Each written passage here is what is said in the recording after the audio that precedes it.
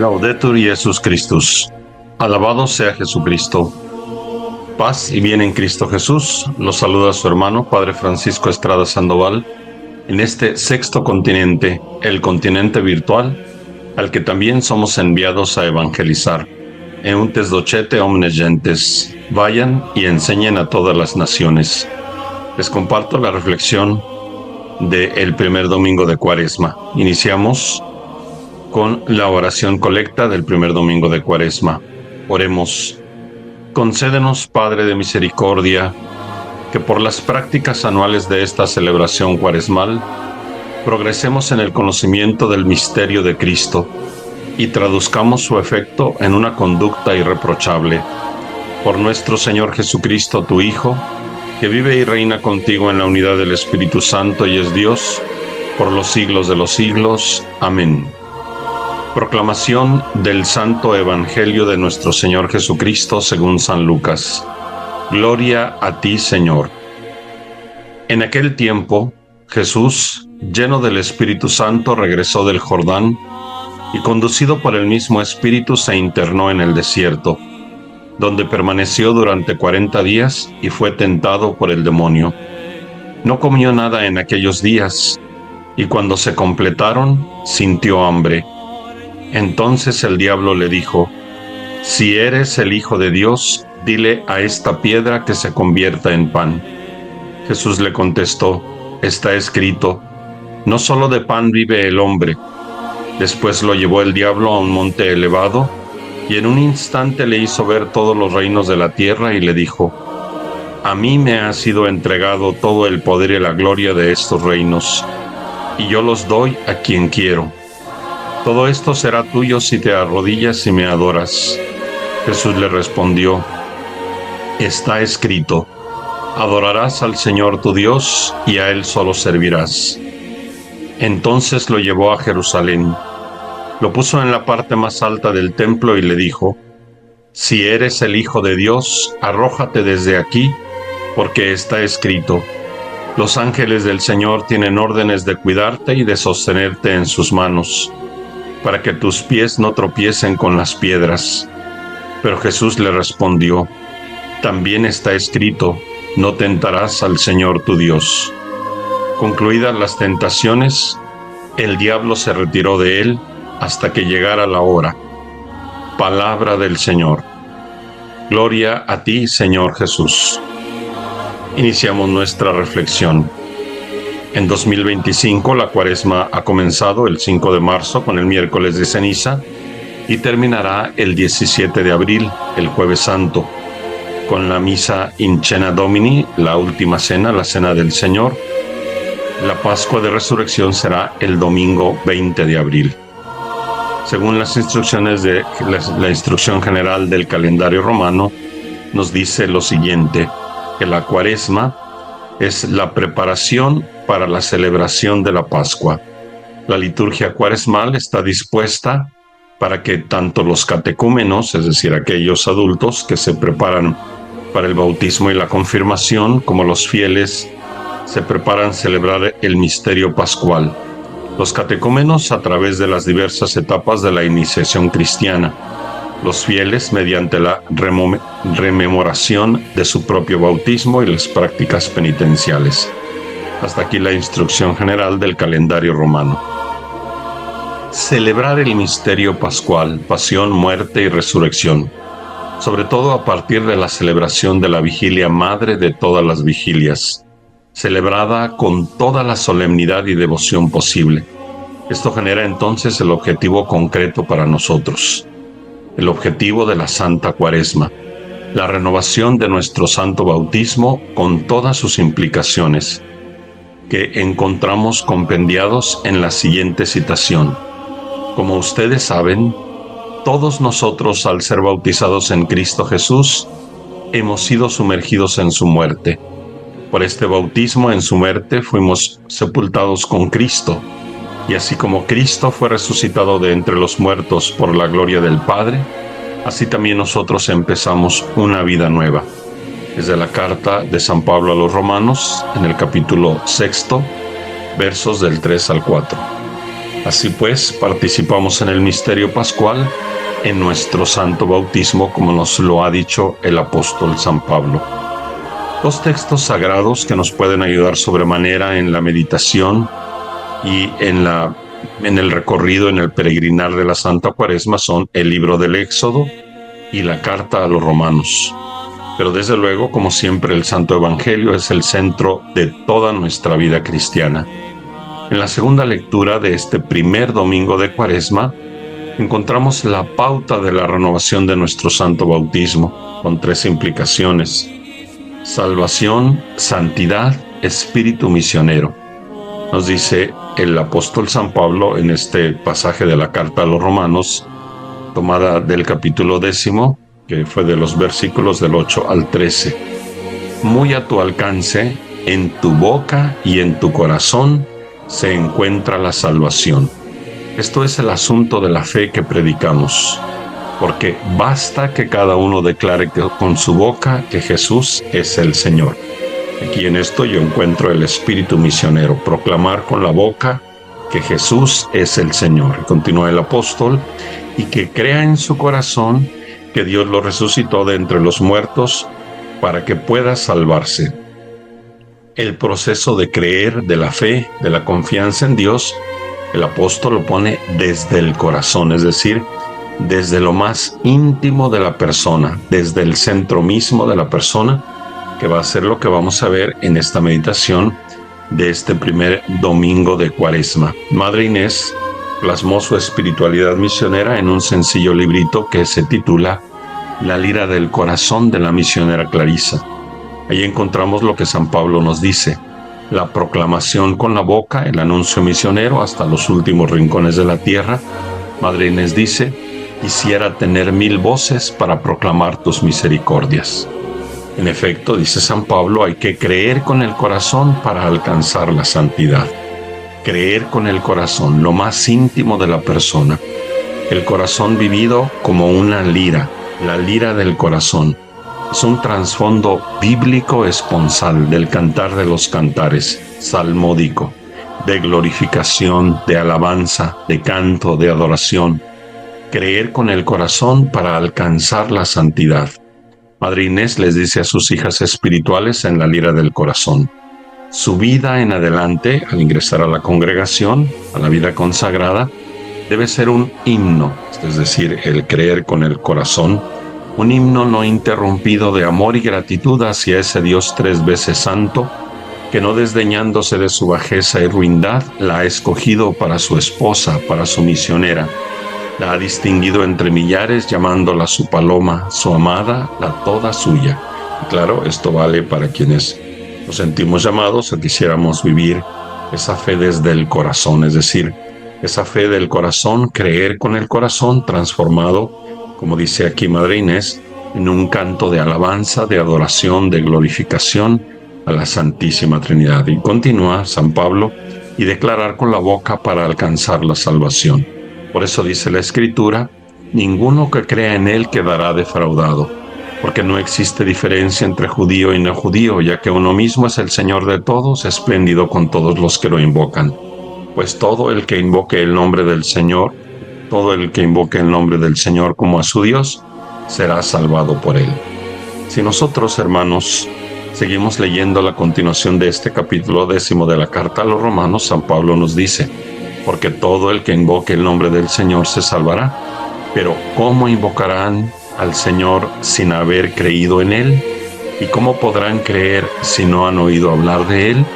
¿Y cómo oirán si no hay quien lo proclame? ¿Y cómo lo proclamarán si no son enviados? Como dice la Escritura: qué bueno es ver los pasos de los que traen las buenas nuevas. Pero es un hecho que no todos aceptaron la buena noticia, como decía Isaías: Señor, ¿quién nos ha escuchado y ha creído?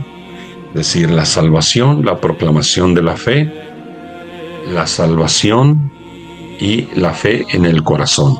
Y entonces, en este contexto, entramos de lleno en la reflexión del primer domingo de Cuaresma, a la luz del Santo Evangelio, porque queremos creer con la gracia del Espíritu Santo desde el corazón Queremos alcanzar la santidad, nos sentimos llamados a la santidad y por eso entramos con este objetivo de renovación de nuestro santo bautismo en la Santa Cuaresma, en el corazón de Jesús nuestro Señor, y queremos proclamar hasta los últimos confines del mundo que Jesús es el Señor.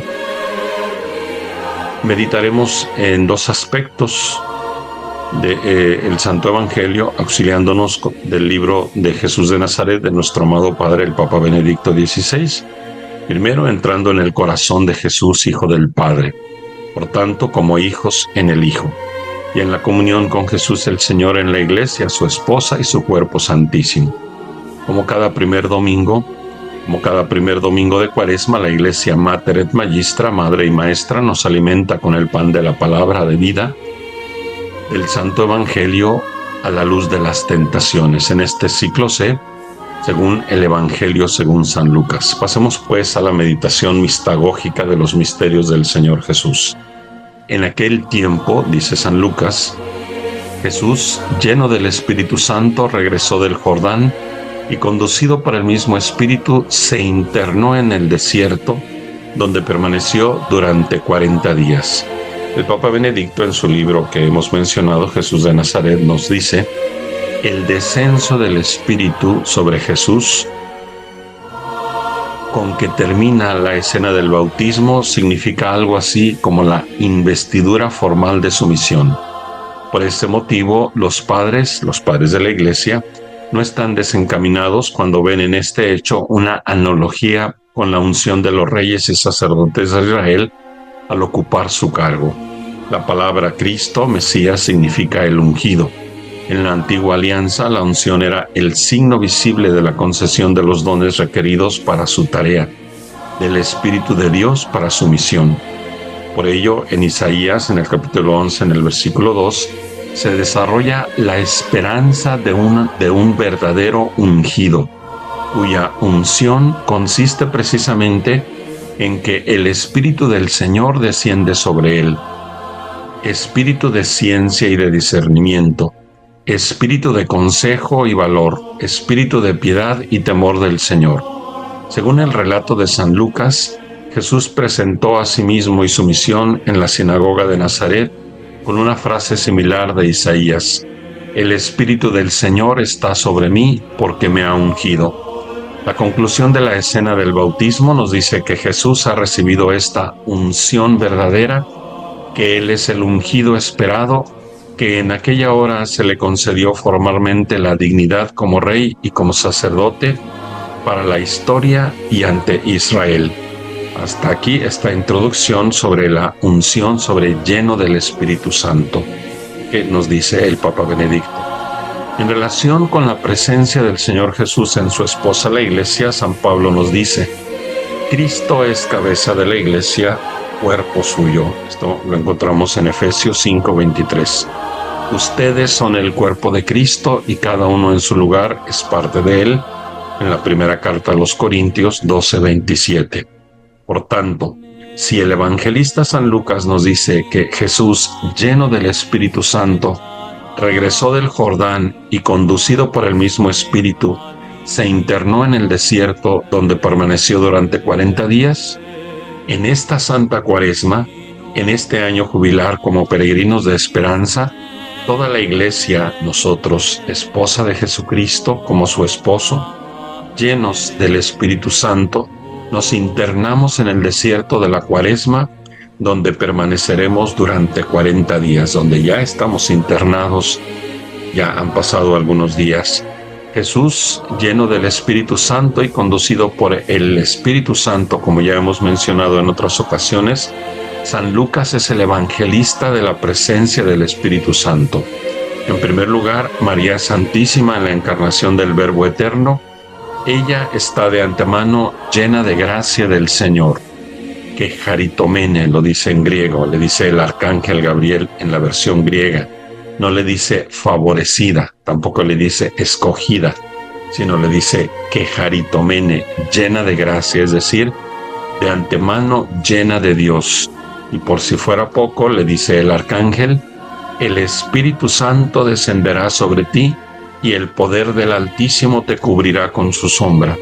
También en Pentecostés, en los Hechos de los Apóstoles, donde está María, la Madre de Jesús, todos quedaron llenos del Espíritu Santo, recordando que los Hechos de los Apóstoles es obra del evangelista San Lucas.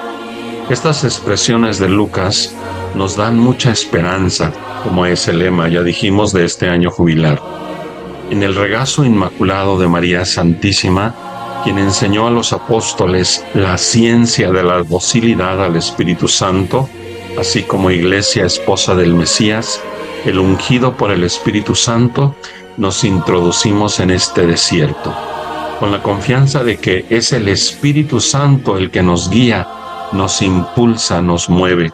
Hagamos con los medios del ayuno, la penitencia y la limosna un desierto, como Israel que caminó en el desierto hacia la tierra prometida, pasando por las aguas de la liberación del Mar Rojo y del río Jordán para entrar a la tierra de la promesa. Nosotros queremos también hacer silencio, una de las características principales del desierto. En el corazón del Señor Jesús, queremos vivir estos 40 días en proceso de conversión, de renovación de nuestro santo bautismo, aspirando a la santidad, es decir, a la vida del Señor Jesús, para morir con Cristo y resucitar con Él a una vida nueva. Como dice el quinto prefacio de la Cuaresma, tú abres a la Iglesia el camino de un nuevo éxodo a través del desierto cuaresmal, para que llegados a la montaña santa con el corazón contrito y humillado, reavivemos nuestra vocación de pueblo de la alianza, convocado para bendecir tu nombre, escuchar tu palabra y experimentar con gozo tus maravillas. Hasta aquí el prefacio de la Cuaresma. Y continuamos con el Evangelio de San Lucas. Se internó en el desierto, donde permaneció durante 40 días. Por razones geográficas, el Espíritu Santo desarrolló en el pueblo de Israel una espiritualidad del desierto del todo particular, como el lugar de la purificación, del encuentro con Yahvé, de las teofanías, principalmente en la vocación de Moisés, así como la alianza pactada con el pueblo que lo constituye como pueblo de Dios. Yo seré tu Dios y tú serás mi pueblo. También el Bautista pasará grandes periodos de su vida en el desierto. Los 40 días de nuestro Señor en el desierto que inauguran la Santa Cuaresma cristiana no deben haber sido para él una experiencia aislada, sino más bien habrá sido una experiencia constante de oración, de retiro, de recogimiento, de encuentro con su Padre del cielo, de discernimiento. También, una vez cesadas las persecuciones de los primeros siglos de la Iglesia, el Espíritu Santo suscitó a los que llamamos los padres del desierto, principalmente a San Pacomio y a San Antonio Abad. En Occidente, un siglo más tarde, aunque no en un desierto propiamente como tal, iniciará, como los padres del desierto, un camino de oración, de ayuno y de silencio, todo siempre a la luz de la palabra de Dios, San Benito Abad. De este movimiento, el Espíritu Santo iniciará la vida monacal y siglos más tarde con San Francisco de Asís, otro a quien también podríamos llamar Padre del Desierto, surgirá la vida religiosa. Vida monacal y vida religiosa, dos carismas de la Iglesia que han sido una fuerza espiritual de renovación y evangelización, particularmente con las santas y santos fundadores de todos los tiempos. Cada época tiene lo suyo como don y gracia de la providencia divina. Hoy tenemos más conocimiento en diferentes aspectos como no había habido nunca. La tecnología, la medicina y las ciencias han sido en muchos aspectos una bendición para la humanidad. Sin embargo, también está la desventaja. Vivimos en el mundo de las comunicaciones donde en general no sabemos comunicarnos con nosotros mismos. Somos, así de una manera general, unos desconocidos para nosotros mismos. Como Adán y Eva, en nuestra desnudez, nos diseñamos con diferentes hojas, trajes que nos cubran de nosotros mismos, como una especie de disfraz. El ser humano vive en el paroxismo de las modas, de los ruidos, de los peinados, de las redes sociales. Todo como una especie de dopamina que lo saca de sí mismo y lo lleva al paroxismo, a la euforia del placer inmediato. En este contexto, aquello que decía San Agustín hace 1600 años tiene una actualidad sorprendente, especialmente para quienes, movidos por el Espíritu Santo, se han introducido en este santo desierto. Decía San Agustín: yo te buscaba fuera de mí y tú estabas dentro de mí, pero yo no estaba ni contigo ni conmigo. Hasta aquí San Agustín. El remedio a muchos males psicológicos, a muchas enfermedades del alma, reside en dejarse guiar por el Espíritu Santo al desierto del propio corazón. Como nos dice Yahvé: por tanto, voy a seducirla, llevarla al desierto y hablarle al corazón. Oseas 2:14. Tengamos el valor en esta Cuaresma de dejarnos conducir por el Espíritu Santo al desierto de nuestro propio corazón, al desierto de nuestra conciencia, pues la conciencia es el núcleo más secreto y el sagrario del ser humano, en el que éste se siente a solas con Dios, cuya voz resuena en el recinto más íntimo de aquella, como nos lo dice la Constitución Pastoral Gaudium et Spes en el numeral 16. Ojalá que, si aún no lo hemos hecho, habiendo terminado la Santa Cuaresma, pudiéramos vivir una vida interior más profunda, un desierto interior. Es lo que ha permitido a los santos llegar precisamente a la santidad. Si nos lo refiere Madre Inés: me enseñaste a construir en el fondo de mi alma una celda interior, a donde no tenía acceso criatura alguna, ni afecto que no fuera para ti, ni pensamiento que a ti no me llevara. Hasta aquí, Madre Inés. Y continuamos con el Santo Evangelio. Y fue tentado por el demonio. Especialmente en el contexto de la Santa Cuaresma, en el relato de las tentaciones, así como cuando contemplamos al Señor Jesús en el huerto de los Olivos, suplicando por la amargura de la voluntad paterna, cuando escuchamos también el grito desgarrador: Dios mío, ¿por qué me has abandonado?, quedamos sumergidos en la perplejidad, sumergidos en el desconcierto, sin saber para dónde mirar, pero también sumergidos en la vergüenza al contemplar la humillación a la que se sometió voluntariamente el Verbo encarnado, al grado de dejarse tentar por el mismo demonio, mientras que a nosotros en general somos de tendencia a transformar inclusive las cosas religiosas en causa de autoglorificación. El Verbo encarnado, en cambio, se vació de sí mismo. Dice San Pablo: Cristo, a pesar de su condición divina, no hizo alarde de su categoría de Dios. Al contrario, se despojó de su rango y tomó la condición de esclavo, pasando por uno de tantos, y así, actuando como un hombre cualquiera, se rebajó hasta someterse incluso a la muerte, y una muerte de cruz. Filipenses 2, del 6 al 8, es la kenosis, el anonadamiento.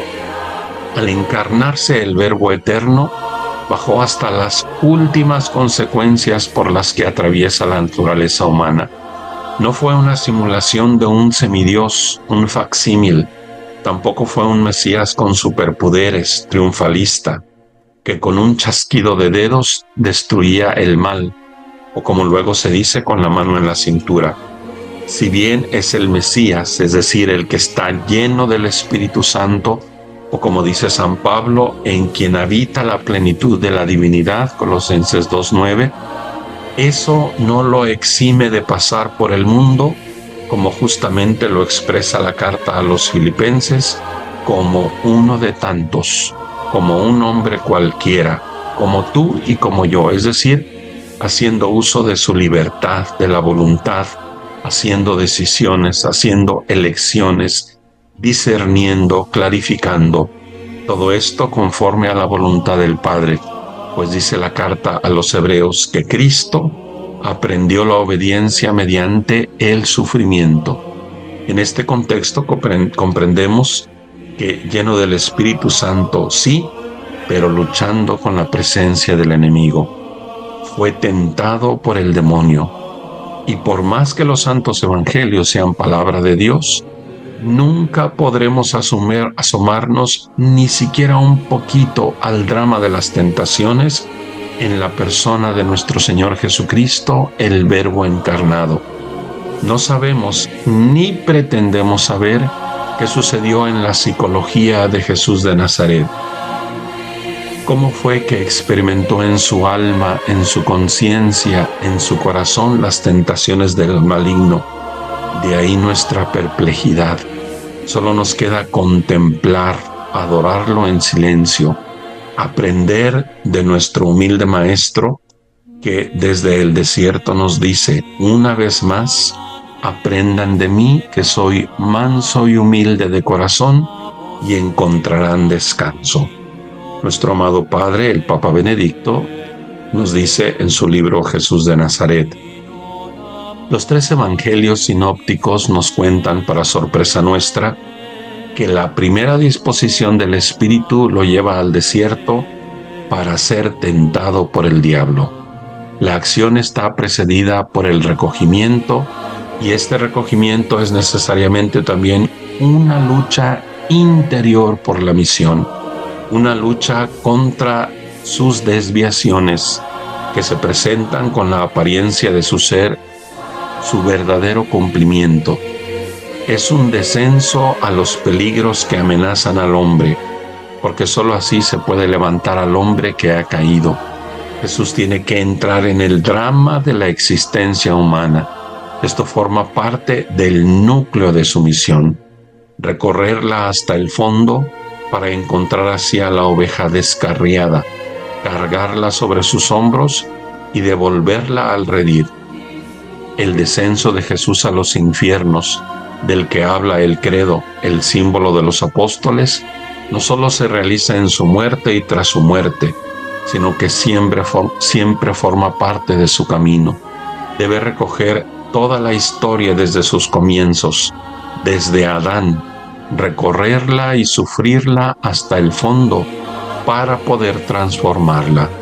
La carta a los Hebreos sobre todo destaca con insistencia que la misión de Jesús, su solidaridad con todos nosotros, prefigurada en el bautismo, implica también exponerse a los peligros y amenazas que comporta el ser humano.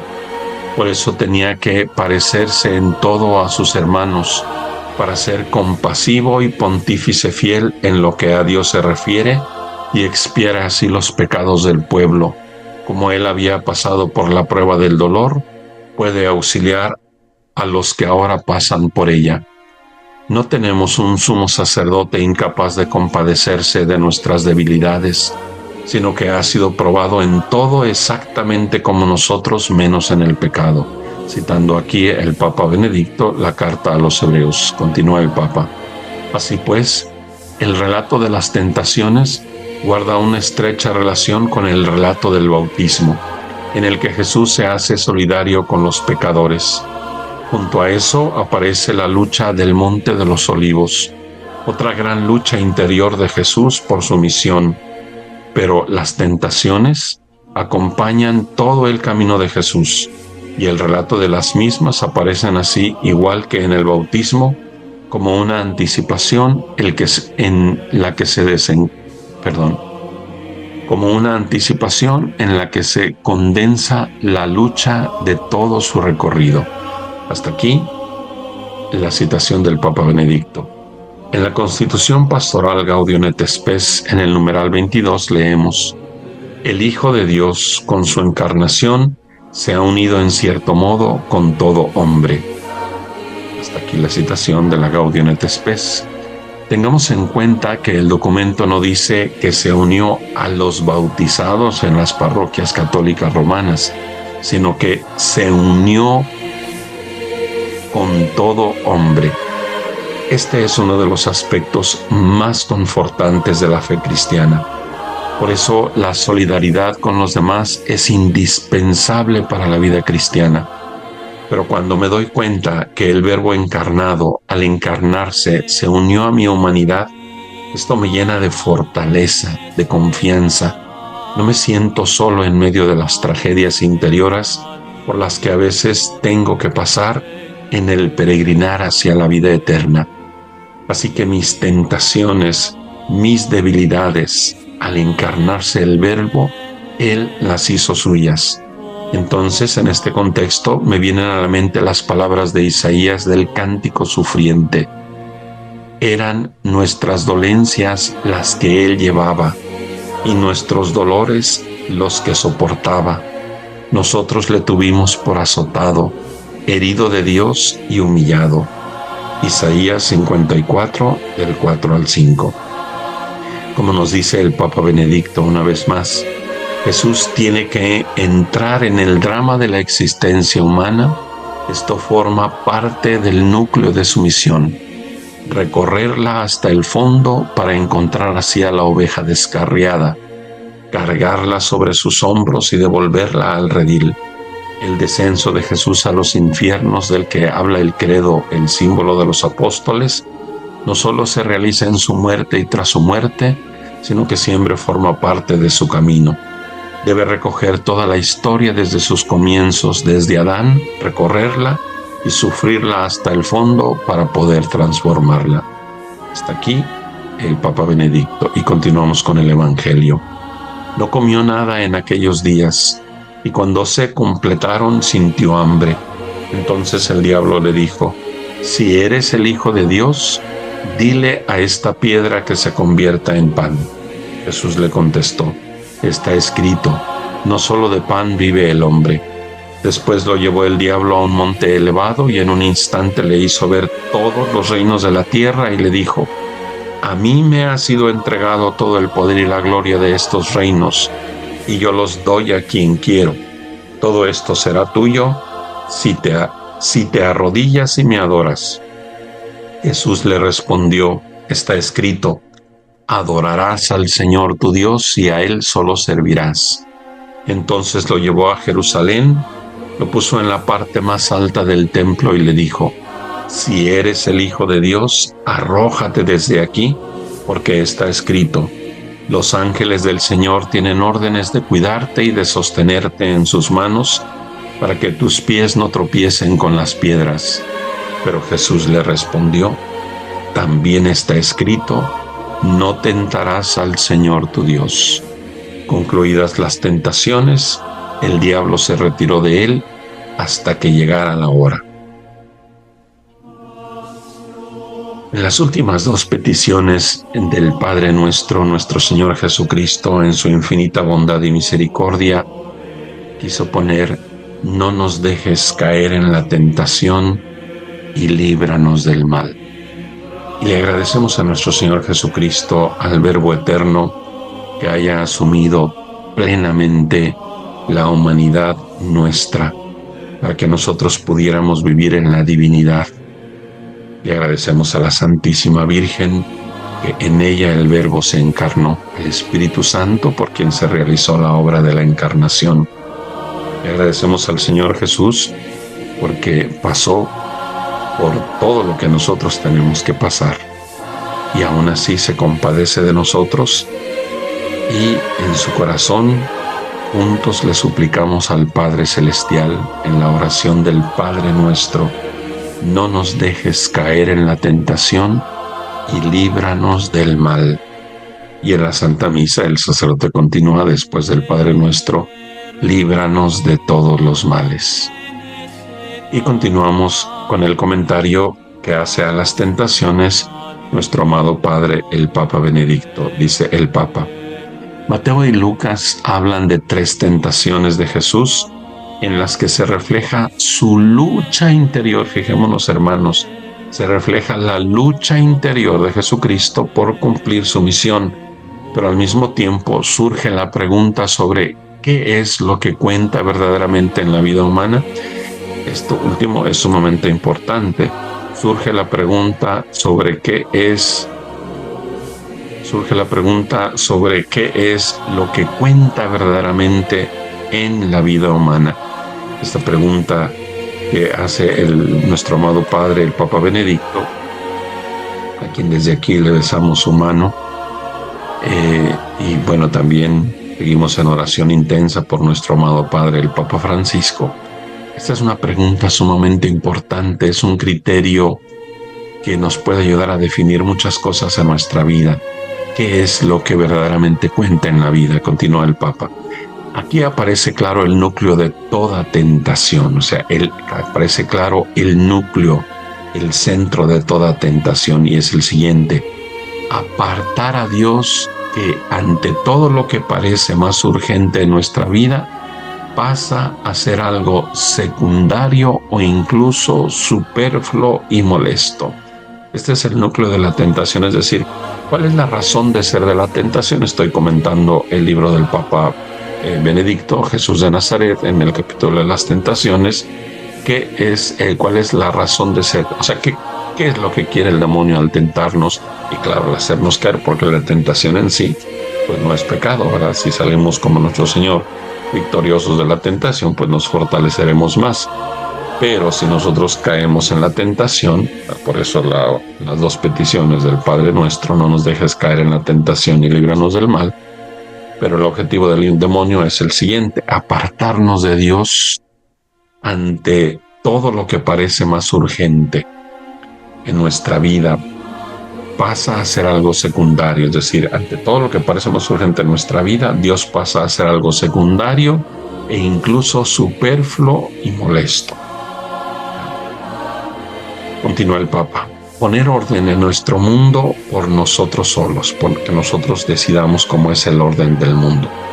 Si Dios, contando únicamente con nuestras propias sin Dios, contando únicamente, voy a repetir esta expresión: poner orden en nuestro mundo por nosotros solos, sin Dios, contando únicamente con nuestras propias capacidades.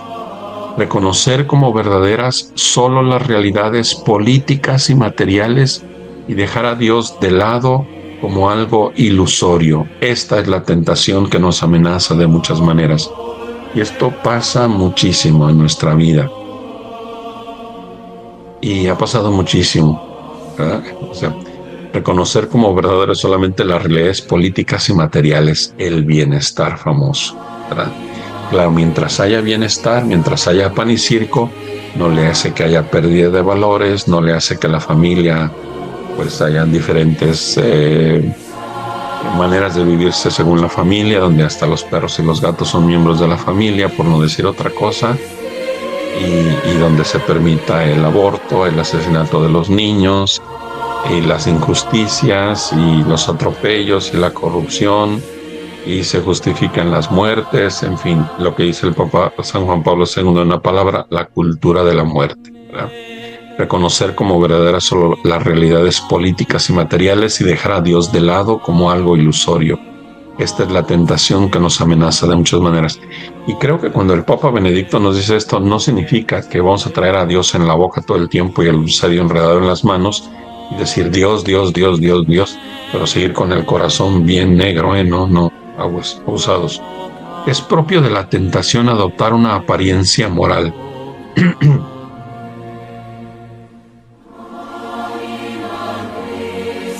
Es propio de la tentación adoptar una apariencia moral, es decir, el demonio es astuto. No nos invita directamente a hacer el mal, eso sería muy burdo. Finge mostrarnos lo mejor, abandonar por fin lo ilusorio y emplear eficazmente nuestras fuerzas en mejorar el mundo. Además, se presenta con la pretensión del verdadero realismo. Lo real es lo que se constata: poder y pan, ¿verdad? O sea, el bienestar para todos. Lo traduciríamos hoy. Lo real es lo que se constata: poder y pan, el bienestar. Ante ello, las cosas de Dios aparecen irreales, un mundo secundario que realmente no se necesita. La cuestión es Dios. ¿Es verdad o no que Él es real, la realidad misma? ¿Es Él mismo el bueno o debemos inventar nosotros mismos lo que es bueno? Y esto es lo que ha sucedido. Hemos inventado lo que es bueno y hemos cometido cada barbaridad, como decía en otra ocasión, cada barbaridad en la mejor definición, cada salvajada.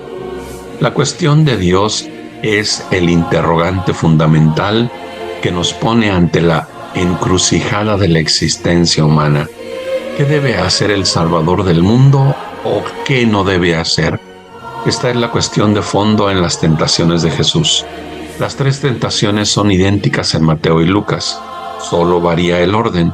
Sigamos el orden que nos ofrece Mateo. Abusados aquí, el Papa va a seguir el orden de Mateo, no el del Evangelio de Lucas del ciclo C.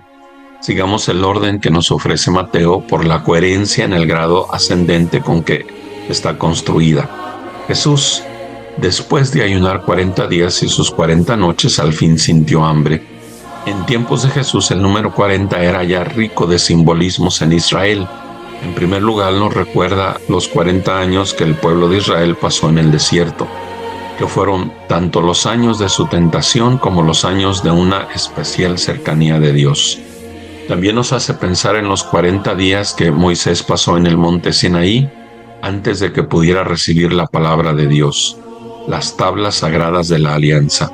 Se puede recordar además el relato rabínico según el cual Abraham, en el camino hacia el monte Horeb, donde debía sacrificar a su hijo, no comió ni bebió durante 40 días y 40 noches, alimentándose de la mirada y las palabras del ángel que le acompañaba.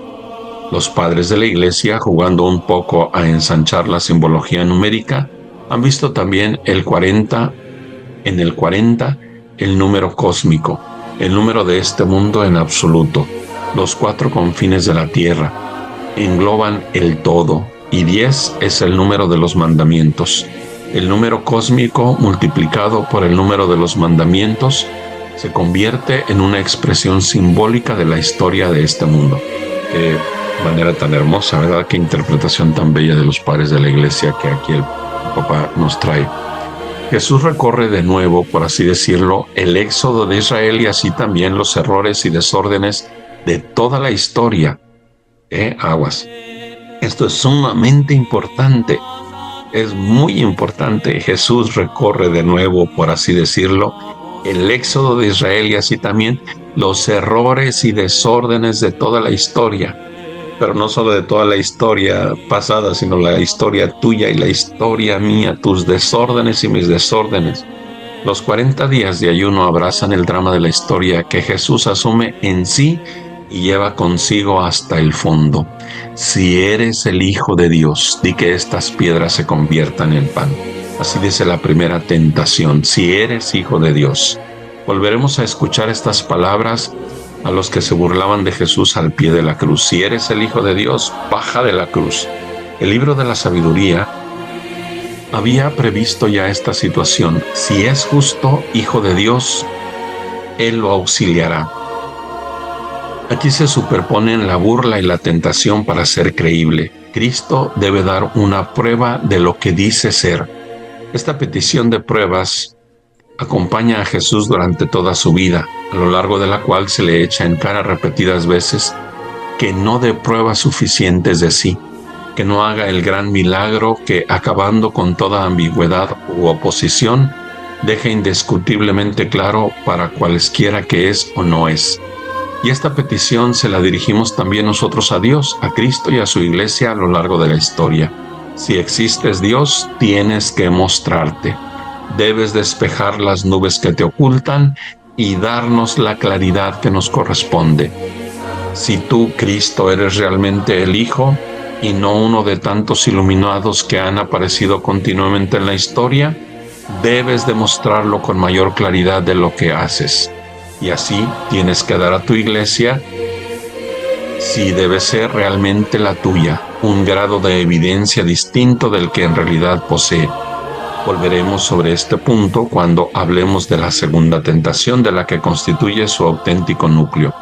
La prueba de la existencia de Dios que el tentador propone en la primera tentación consiste en convertir las piedras del desierto en pan. En principio se trata del hambre de Jesús mismo, así lo ve Lucas. Dile a esa piedra que se convierta en pan. Pero Mateo interpreta la tentación de un modo más amplio.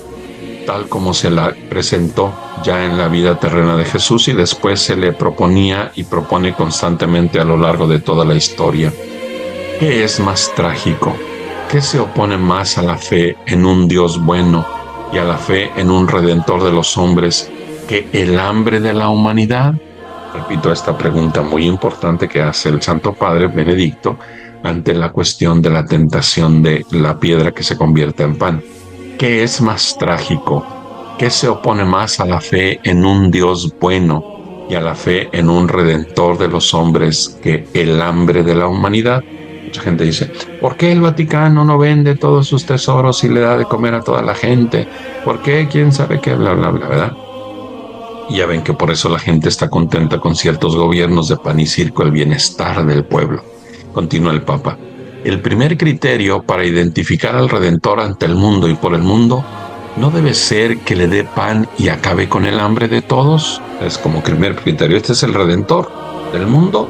Entonces, que le dé pan y acabe con el hambre de todos. Cuando el pueblo de Israel vagaba por el desierto, Dios lo alimentó con el pan del cielo, el maná. Se creía poder reconocer en eso una imagen del tiempo mesiánico. ¿No debería y debe el Salvador del mundo demostrar su identidad dando de comer a todos? ¿No es el problema de la alimentación del mundo y más general los problemas sociales, es decir, la salud, etcétera, el primero y más auténtico criterio con el cual debe confrontarse la redención? ¿Puede llamarse redentor a alguien que no responde a este criterio? Por eso se presentan los falsos mesías que pululan por todas partes. Y continúa el Papa, el marxismo, es decir, el marxismo en relación a Marx, que es el fundador del comunismo, de estas políticas de izquierda, pero también va a mencionar el Papa las políticas de derecha. El marxismo, el socialismo, ¿verdad? Ha hecho precisamente de este ideal muy comprensiblemente el centro de su promesa de salvación. Habría hecho que toda hambre fuera saciada y que el desierto se convirtiera en pan. Si eres hijo de Dios, ¡qué desafío!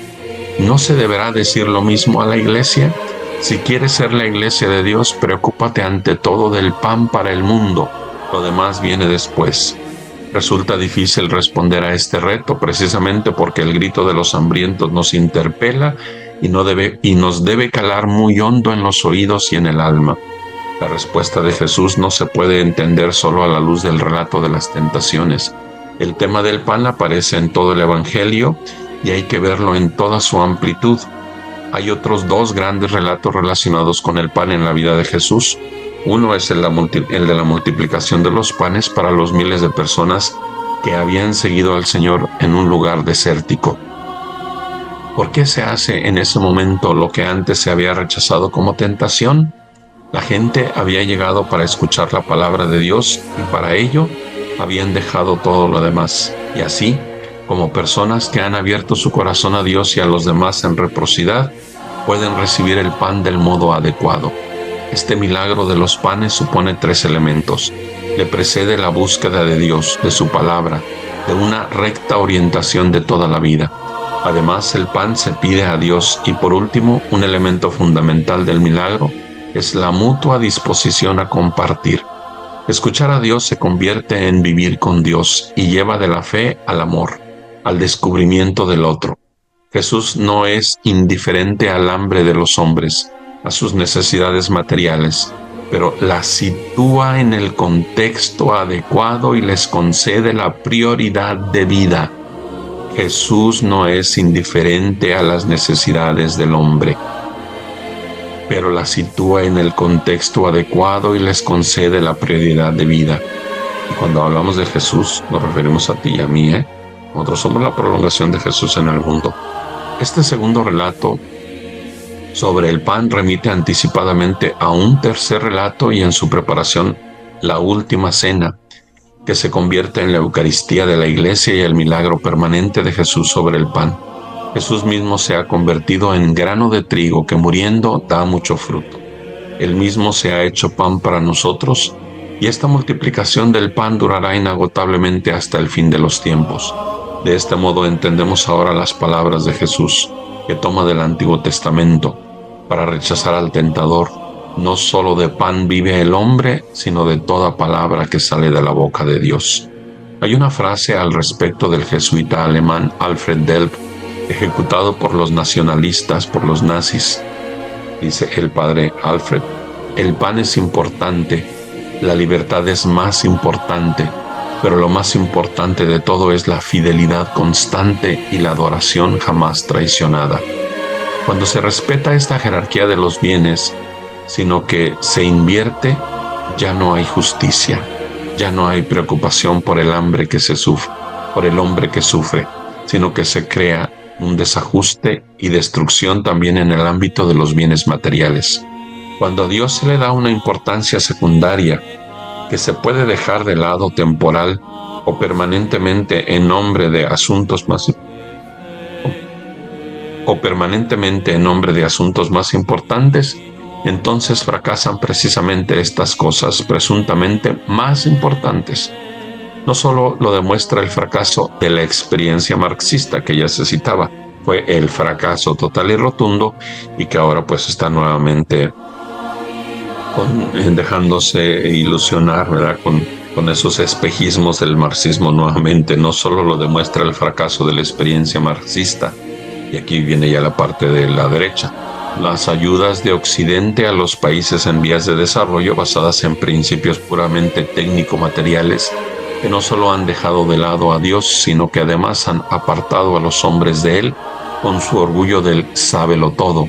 Han hecho del tercer mundo el tercer mundo en sentido actual. Estas ayudas han dejado de lado las estructuras religiosas, morales y sociales existentes y han introducido su mentalidad tecnicista en el vacío.